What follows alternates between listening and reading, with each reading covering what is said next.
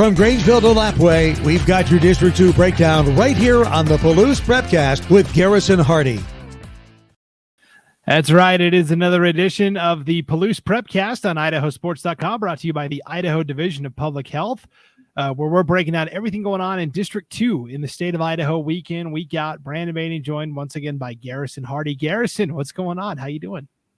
I'm doing fantastic, Brandon. It's an exciting time of year, especially as we head towards the playoffs. Teams are really pushing for this last stretch here, and we still got some great games ahead of us. Had a lot of great action this past weekend, but we'll get into that shortly. Yes, we will. Lots of good, exciting football stuff to talk about. But first, we've got to dive into soccer, the real football, right, Garrison? Exactly. Football, as they call it across the pond and whatnot. That's right. The boys and girls state soccer tournaments get underway this week, starting Thursday in the Treasure Valley down in the Boise area. 2 teams from District 2 qualified. The Lewiston boys. Now, I was reading an article that said that Lewiston had qualified for boys state soccer for the first time in program history. So I was trying to reconfirm that, and I couldn't find it today. But either way, Lewiston is not known as a team that's a player on the soccer stage. Now, the downside is they won a state play-in match against Eagle on Saturday in Lewiston to earn their spot. The bad news is they're the number 8 seed, and they're having to play Lake City, a team that's in their same conference, right away in the first round, Garrison. Yeah, I'm sure Lewiston, looking at it from that standpoint, they're just happy to be there. They are just happy that the program is on the up and up. Like you said, a program not normally known for soccer, football, whichever you want to call it. They are a program that's on the rise. And you and I have talked earlier before about Lewiston's improved facilities and the new school. I think that's going to start paying dividends across all sports for Lewiston, especially as Lewiston, the city of Lewiston, becomes more of a viable option now for parents relocating to Idaho, coming in out of state. So I think this is certainly we're seeing the effects of it right now. I think however many transfers the soccer team has, I don't know, but just there's a lot of promise there. And so from the soccer side of things, yes, it's unfortunate that they run into Lake City. And it sounds like it's a team they've played 3 times already and haven't come up with a win yet. But you know what? If there's a time to knock a team, it's hard to beat a team it's hard to sweep a team, no matter what it is. We look at my dad and I, we would always talk about the Pac-12 basketball tournaments and whatnot. If WSU, back when they were good, and they are heading that direction again, but if they would sweep a team in the regular season, that's when we would get nervous about the tournament if they ran into them again, just because it's hard to just sweep a team. So for Lewiston, they've got that going for them heading into this one. Lake City, maybe they have to battle this, I guess, thinking it's going to be an easy game. They can't come into this complacent as though they're just going to roll over Lewiston and move on. So it could be a trap game. Who knows? But Lewiston, I'm sure they're just excited to be in the playoffs. Yeah, so for Lewiston, it was, and you mentioned Wazoo, by the way. I wasn't going to touch that this week with all the news around the football program. So, yeah, I have a lot of opinions about that, Brandon, and yeah. I'll just let the experts talk about that. Yeah, I know it's been a tough week for all the Cougar fans up there. It's been a trying week. So yeah, for Lewiston, they came into districts as the number 3 seed. They knocked out number 2 Coeur d'Alene. Everybody thought it's going to be the 2 Coeur d'Alene schools playing for the district title. Well, they knocked out Coeur d'Alene in the semifinals, 2-0. And then they lost to Lake City for the 3rd time this year in the district title game, came back through the back door, beat Eagle in that play-in match 3-1. So Lewiston comes in with an 8-8 record. That's why they're seeded 8th, according to the Max Preps rankings. Lake City, that's right. 8-8 gets you number 8. So, right. Yeah. So now Lake City is undefeated. They're 17-0. And I will say that the further along you get into a season without a loss, each game becomes more and more pressure filled to keep up that unbeaten streak, right? 100%. Teams are going to be looking at you as the team they want to be the spoiler. So that's exactly what Lewiston wants to do right now. Is they want to spoil Lake City's tremendous run. And like you said, from Lake City's perspective, they're going to get every team's best shot. So they have to come on their game sharp, ready to go. They can't let up. No complacency, because that's when an upset's going to happen. So I think this is a huge trap game for Lake City, especially considering they've also beat Lewiston 3 times this season already. And I'm sure the coaches from Lake City are preaching that. They say we have to go out there right now, take care of business from the opening kickoff, and we got to dominate this game. That's what they're going to be preaching. So I'm sure the Lake City players will hear the message. It's just a matter of going out on the field and executing. And, these games aren't played on paper for a reason. So it's going to be curious to see how it all unfolds. Yeah, you're absolutely right. Lewiston in that play-in match against the Eagle, it was a family affair, Garrison. Only members of the Kessler family scored.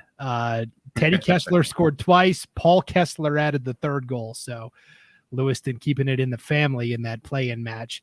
Let's switch gears to the other team that is representing District 2 at state, and this is on the 4A girls side, and this illustrates perfectly what we're talking about. Sandpoint had gone through the entire regular season undefeated.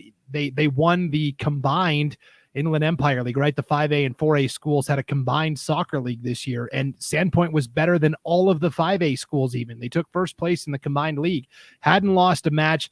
They're playing Moscow in the district championship game, and all it takes is one slip up, and their season is over. Moscow shocks the Bulldogs 1-0. The game-winning goal came in the 51st minute. Megan Poehler scored on a penalty kick for Moscow. And Sandpoint outshot the Bears in the match 17-3, but Moscow made the one count that found the back of the net. So now Sandpoint, after this great regular season, they're sitting at home, and it's Moscow who is playing with house money at this point.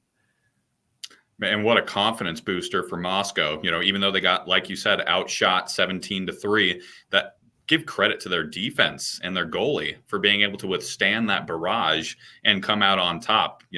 People can say, oh, they parked the bus. So what? They're moving on.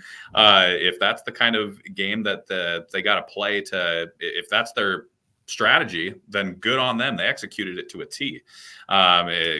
Bitterly disappointing for the undefeated streak that Sandpoint had going on. But again, that's why we play these games out.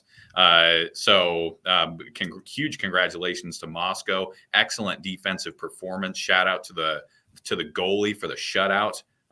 17 shots coming at you. I mean, that's a lot of pressure. So Moscow is going to take this momentum up going forward, and we'll see what kind of noise they can make in this tournament and going on. Yeah, if we take a look at the 4A girls soccer bracket, and again, if you're watching the video of this weekly podcast on the IdahoSports.com YouTube channel or Facebook page, you're going to see these brackets that we're posting up on the screen. Of course, you can listen to the audio only as well at IdahoSports.com or wherever you download your podcasts. So yeah, if we look at this 4A girls soccer bracket, Moscow, the number 7 seed, taking on Skyline, the number 2 seed. That's going to be a tough match out of the gate. Skyline's a pretty good team from over in the East, but like we said, Moscow at this point, I don't think was expected to be here. So they're the team that doesn't have any pressure, right? They can play a little looser. Absolutely. And, whatever tournament we're talking about, whether it be in the high school level, college level, and, teams can come in if they're the team that's expected to lose or, given no shot. Well, the coaches are going to play into that and just say, hey, let's go out and have fun. But who cares? We're just going to go guns a-blazing and see what happens. And often the time that gives good results on the pitch, on the basketball court, you name it. So on the pitch here, I think the coach is definitely going to lean into that and let his team know, and soccer is a little bit different. I'll say that about momentum wise. Football and basketball is one thing, but with soccer or football, the game just has a much different flow. So if you're able to get the opposing team out of their flow and take control of possession, your passing percentage is incredibly high. As long as you're doing those two things, and then obviously playing good, solid defense, if you're a weaker team, you're doing your job. And, as long as they keep everything in front of them, who's to say, like you said, guns a-blazing, we'll see what happens. Yeah, I'm interested to pick your brain on this because you are much more of a soccer expert than I am in terms of the game and what is a good game plan and what's a good game play. I've been broadcasting a lot of Idaho State University women's soccer matches at the Big Sky Conference level this fall, and they're a team that's really struggling. And to me, it seems like the time of possession is so critical to whether you win or lose. If you are able to possess the ball and keep it on your opponent's end of the field, generally speaking, that's a winning formula. Am I right with that? Or I would say so. If that's your team's mojo and you're an excellent passing team and you've got good ball handling, 100%.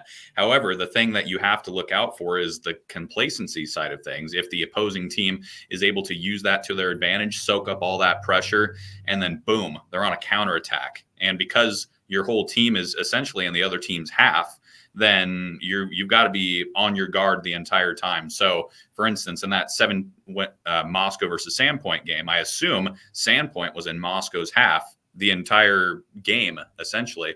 And all it took was one breakaway, one miss up by the center backs and whatnot. And Moscow's off and running, and they take advantage of it. I myself am a Tottenham Hotspur fan. So against Man City, Pep and his team are well known for controlling the ball almost all game. They have the skill to do that. But that one opportunity where Tottenham just used their speed, got out into the open, counterattacked, and took advantage of it, and they win 1-0. And, possession was all in favor of Man City. Man City had triple the amount of shots Tottenham had, but all it took was that one goal, and that's all that matters. So to the weaker teams, if you want to call them that, if they come in with a solid defensive strategy and soak up all the pressure and then are able to get out on the attack when they see the opportunity, you never know. Soccer's an interesting game of chess like that.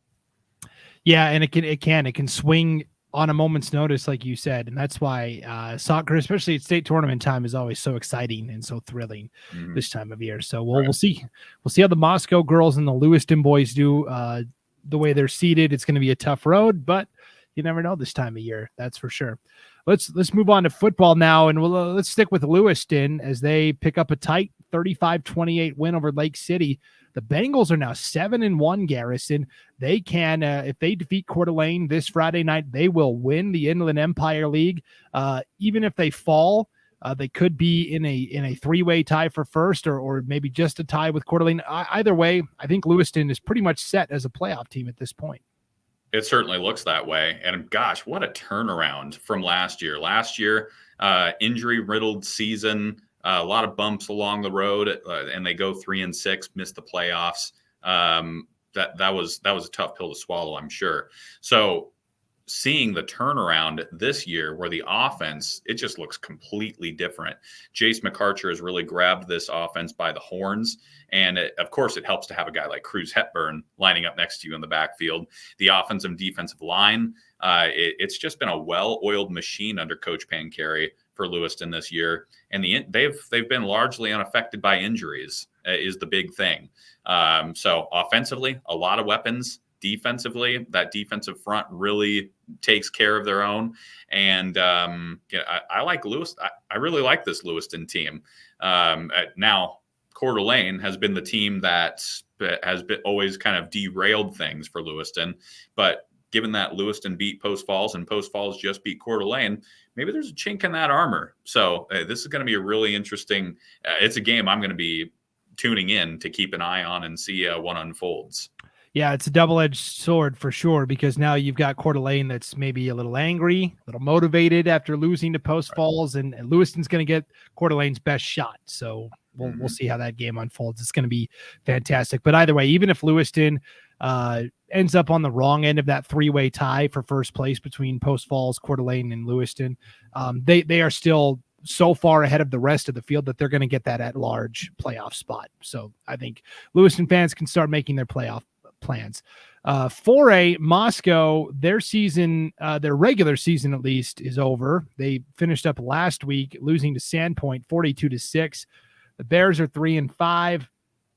Now they kind of have to sit back and watch everybody else play this last week. I don't think there's enough there for Moscow to grab an at-large playoff spot. I mean, we'll have to wait and see, but for Moscow, I think more than likely their season is over. And coming off of last season where they were pretty successful, this was a little bit of a disappointment, I thought. 100%. And, we talked a lot about the offense of the Bears this season, just really could never keep up with the defense. I thought Moscow's defense was always incredibly stout. And there were numerous games where it was clear that the defense really carried Moscow over the finish line. And in a lot of cases, when I was covering Moscow against Lewiston, Moscow's defense showed up at first. But that's the thing with teams, again, in high school, a good offense is usually going to win out over a good defense. And for much of Moscow this season, that was largely the case. I mean, Sandpoint, that's a team that went toe-to-toe with Lewiston and gave them their only loss. So you're going to need to be able to put up points against Sandpoint. And Moscow just never had that spark. And, losing an athlete like they did with who went off to Utah to play wide receiver. When you lose a weapon like that, and then lose the experienced quarterback, we all kind of knew that maybe they would take a step back on offense, but I always assumed that they would find a way with guys like Isaiah Murphy in the backfield that you could lean on. And he, to his credit, he played well in all the games I saw him in. So you're right, definitely a bit of a step back for Moscow, but all in all, they still have the pieces, good coaches. I think the Bears will be back at some point. And hey, they got Pullman, so. That's right. The silver lining for sure as Moscow defeats their rivals. The 2A Central Idaho League, Garrison, we're finally having conference games, right? This is a 3-team league with Grangeville, Orofino, and St. Mary's. St. Mary's was shut down for almost a month because of COVID-19 problems at the school. And so because of that, the schedule is now backloaded with games. So we finally had the first conference game last week. Grangeville defeated Orofino pretty handily, 41-12. Now this week, Orofino will play St. Mary's. And how about the finale is actually going to be simultaneously happening with the first round of the playoffs, Garrison. It'll be October 29th when Grangeville plays St. Mary's. The winner of the district gets a first round bye, so that's why they're able to play that game while the first round of the playoffs is happening. But this is wild stuff. The same thing happened last year, basically. Yeah, and it's just going to be up to the coaches and players to adapt. And, for when I was a player back in the day, schedule changes and stuff like that, it really didn't bother the kids too much. They're just happy to play football. That's, at the end of the day, that's what matters. So they're going to adjust. They're going to be fine, even though it is a little bit hectic, that's to be sure.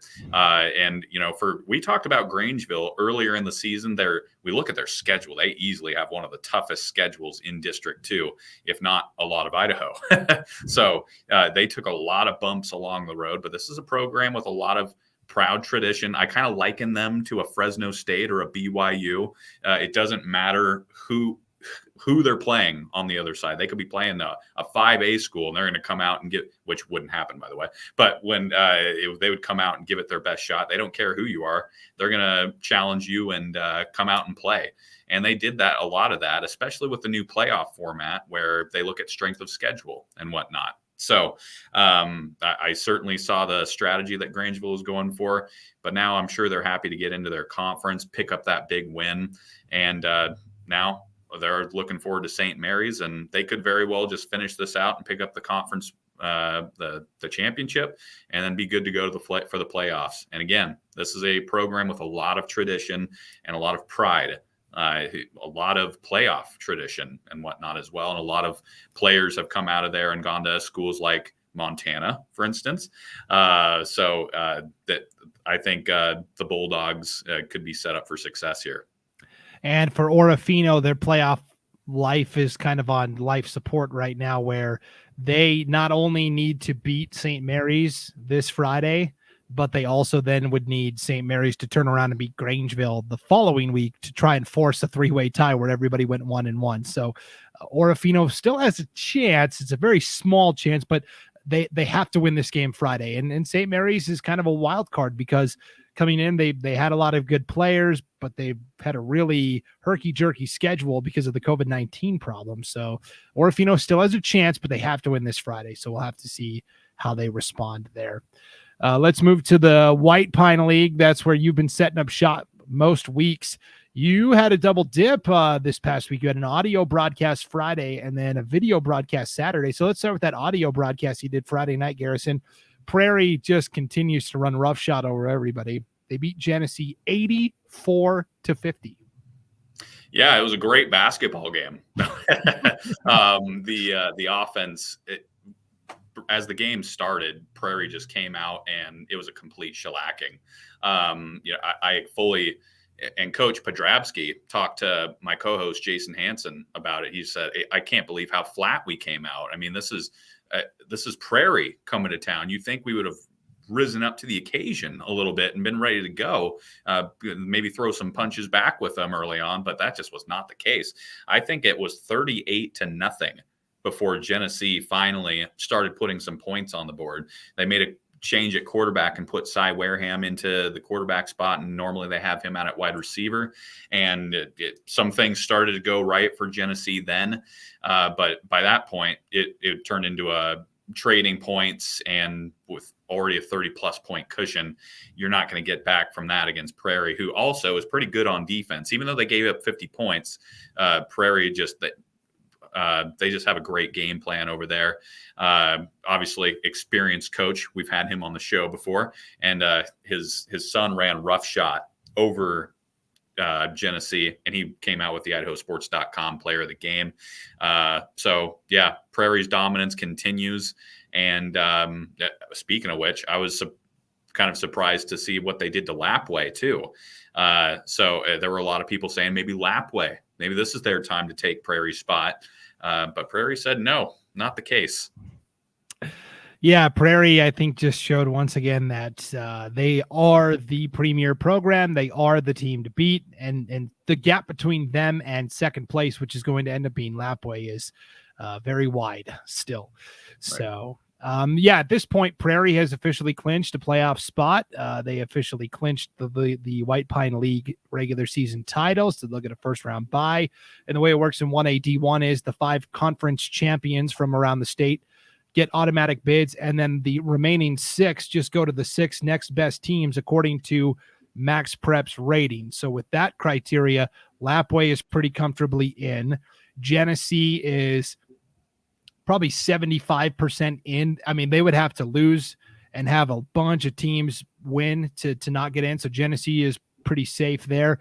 And then the final spot could come down to like Potlatch or even Clearwater Valley. Believe it or not, Clearwater Valley, despite being 2-5, they got a conference win over Troy last week, 48-14. And because of their strength of schedule that we talked about, where they played Prairie and Oakley and Raft River, they are in the mix at 2-5. And if they can win on Friday night against Kamei, they could play themselves into a playoff spot. And the same thing with Potlatch, right? Potlatch has really sent a message. They knocked out Kamei last week. And if Potlatch can perform well against Lapway on Friday night, they're in as well. There's just a lot of stuff up in the air right now. I was going to say, I felt like I was a teacher in school, and it's like the Charlie Brown wah wah wah wah wah. Yeah, what you said. No, there is just it's all going to come down to the teams settling it here on the field, and so there's a lot of marbles that need to fall into their. Or dominoes would probably be the better word, that need to fall into their particular spots. And we got to let the kids decide, so these teams are going to come out and do battle. For instance, Lapway and Potlatch. This is a big game. If Lapway currently they're tied at 5-2 with Genesee, and Lapway has the tiebreaker, by the way, because they beat Genesee earlier this season. Prairie, they're safe. But if Potlatch beats Lapway, suddenly, that last spot could be up for grabs, and Potlatch moves in. What an impressive season from Potlatch thus far. So I'm looking forward to seeing them and Lapwai do battle, kind of differing styles of play. Lapwai is a lot more speedy and maybe flashy a little bit, like to get to the outsides a little bit more, let their athletes go to work. Potlatch, a little bit more ground and pound, old-fashioned, traditional, and they're spearheaded by a great defense that is hard-nosed. So I think it's going to be a great battle. But suffice to say, we're just going to let the kids go out and decide who's getting that last spot. Yep. And so you got to see Lapwai in person last week. They played a Saturday game against Logos and won 62-26. That was a game on IdahoSports.com. And then the Lapwai at Potlatch matchup will be on IdahoSports.com this Friday. Audio only broadcast, Garrison. So you talked about it. This is kind of the big game where if Potlatch loses, they probably still get into the playoffs, but it's not a certainty. They can win and definitely secure their spot. And of course, Clearwater Valley is going to be rooting for Lapwai to win, so they can potentially leapfrog into the mix. It's wild to me that CV is still in the mix, but it's the way it works with the Max Preps ratings now. That it is. And, CV was a team you and I really had high aspirations for before the season kicked off, and the schedule was just incredibly unkind to them. And then that loss to Genesee early on really put a dampener on their chances at this point in time. So they still have a chance and could still get in depending on how things play out. But they needed a couple more balls to bounce their way early on. And it just didn't pan out that way. That's just the nature of the sport. And so I'm going to be curious to see this Lapwai Potlatch game. It's going to decide a lot of things. So stay tuned, folks. IdahoSports.com, audio only. Jason and I in the booth. Friday night at 7:00. That's going to be a fantastic matchup. 1A D2 is super easy, Garrison. Okay, 1A D1 was like college mathematics physics class. Now we're going back to like pre-algebra. All right, we're going to go to the 1A D2 where it's all set. Kendrick won the league. They're the number one team, and they'll get a first round bye. And then in basically what was a playoff game last week, the battle for second place in that second playoff spot, Timberline defeats Lewis County in another great basketball game, 78-66. So congratulations to the Spartans from Weippe. Second year in a row, they're going back to the playoffs. And you and I talked about Timberline after their opening loss to Logos, that they are a team that has a very backloaded schedule, and that a lot of the games early on, yeah, of course you want to win those, but they're not going to have as much bearing as the second half of the season does. And here they are taking care of business. They're an experienced team. They've got athletes, good coaches who understand that which games have a little bit more relevancy to their season and their aspirations of the postseason. So they went out and executed. Here they are. As far as Kendrick goes, Kendrick's got a big game this week against Genesee. And it's even though they're a D2, they're a team that can punch above their weight with the athletes that they got. So Genesee's got their work cut out for them. And even though it's a non-conference game, I'm sure they're going to want to go out and play to their utmost potential, especially get the bad taste out of their mouth against Prairie and whatnot as we approach the playoffs. So they're going to want to iron some things out and get ready to go for the postseason. Tune into that one. That I think is going to be an interesting matchup, D2, D1 kind of setting. Yeah, Kendrick, the 1A D2 level, it's all predetermined bracketing, and it's all no Max Preps ratings into effect. All the bids are predetermined. There's no at-large bids or anything, so it's a lot easier to break down how the bracket looks. Right now, Kendrick gets a bye into the quarterfinals. They will host the champion of District 3. That is going to be either Horseshoe Bend or Council. Those two teams are playing Friday night to determine the league title. Personally, I think it's probably going to be Horseshoe Bend. It's going to be a fantastic matchup because Horseshoe Bend's a good team. 100%. Yeah. And again, I would lean with you on that with Horseshoe Bend. That especially at this point in the season, a team like that's going to be rearing to go and ready to take care of business. They know that this is business. This is a business trip now. That's what my coaches would usually say as we approach the conference tournaments, whatever it is coming up at the end of the season. Each game is an opportunity to get better, to clean things up, to get the momentum going into the postseason, and that's what a team like Horseshoe Bend's going to do. So I'm with you there. Meanwhile, for Timberline, as they get the number 2 seed, they will have to travel to the champion of District 4, which just happens to be Cary, the undefeated top-ranked team in the state. So it's going to be a tough. Oh, great. It was funny. I was texting actually Lewis County's head football coach, Monty Modrell, kind of asking him about the game, and he texted me back kind of jokingly and said, yeah, I guess we didn't want to go play Cary in the first round of the playoffs. So we just got it out of the way early here against Timberline. So he was joking, of course, but that's going to be a tough draw for Timberline right away. But It is. But like I said, Timberline, they're an experienced team. They went to the postseason last year. They know what it takes, and they've got the athletes. They've got the coaching, as we talked about earlier. I certainly wouldn't put it as a foregone conclusion. I'll just say that. But yes, Cary, incredibly impressive team. I wouldn't want to get them drawn either, but that's just the way the ball bounces sometimes. So it's going to be Timberline knows what they've got ahead of them. Just go out like we talked with the soccer. Just go out guns a-blazing. What do we have to lose? That's right. Playing with house money. Yeah. Right. Yeah. Literally the game, but otherwise. Right. Yeah, for sure. So yeah, before we wrap up, I did want to just talk volleyball for a quick second. Districts have started in the White Pine League 1A D1 level. Troy, the number 1 seed, Potlatch, the number 2 seed. We kind of been talking about these two teams all year. They will play for the district championship Thursday night. And no matter what happens, both teams will be headed to state. So for Troy, kind of old hat. For Potlatch, this is pretty exciting that they have qualified in state volleyball. Yeah, and my gosh, they kind of jumped into the equation this year out of nowhere. So Potlatch, they've had a solid program, but to this height, it's quite the turnaround. And of course, Troy, I always say this, spearheaded by the attack of Morgan Blazard. Her ability to get kills, it's just incredibly impressive. Great athlete, and then the rest of the team around her is just solid and able to. Everybody can handle their own on that team. So I think Troy's got a chance to go a long way in this tournament, in this playoff. And shout out to Potlatch, for having the season that they have had. The White Pines got some good volleyball teams, so they took care of business. And I'm curious to see what Potlatch is able to do when the lights are shining brightest.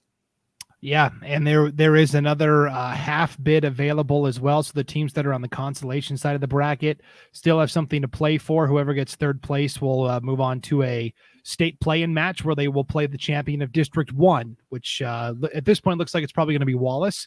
But either way, Kamei, Logos, Genesee, and Prairie are all still alive and fighting for that chance to get to state as well. I think easily we could see 3 teams representing the White Pine League at state. So it's pretty exciting this time of year for sure. So absolutely. A lot of good volleyball teams up here in District 2 in the White Pine.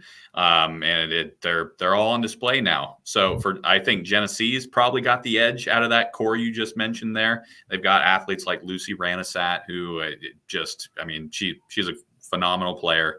And Genesee has kind of the pedigree. They've been in that top 3 before. So I would maybe give them the nudge. But again, we'll see how these teams match up on the court.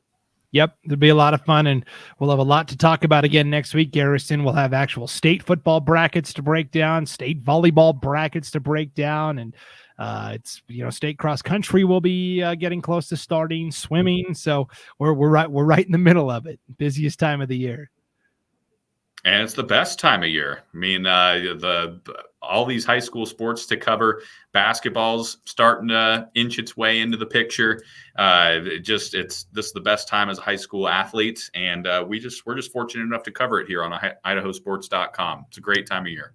Absolutely. Well, tune in Friday night as Garrison and Jason have the call of the Lapway Potlatch battle, 7:00, audio only on IdahoSports.com. Let's take a quick break and hear from our sponsors, the Idaho Department, the Idaho Division of Public Health. We'll come back and say our goodbyes and wrap it up. We'll be right back on the Palouse Prepcast on IdahoSports.com.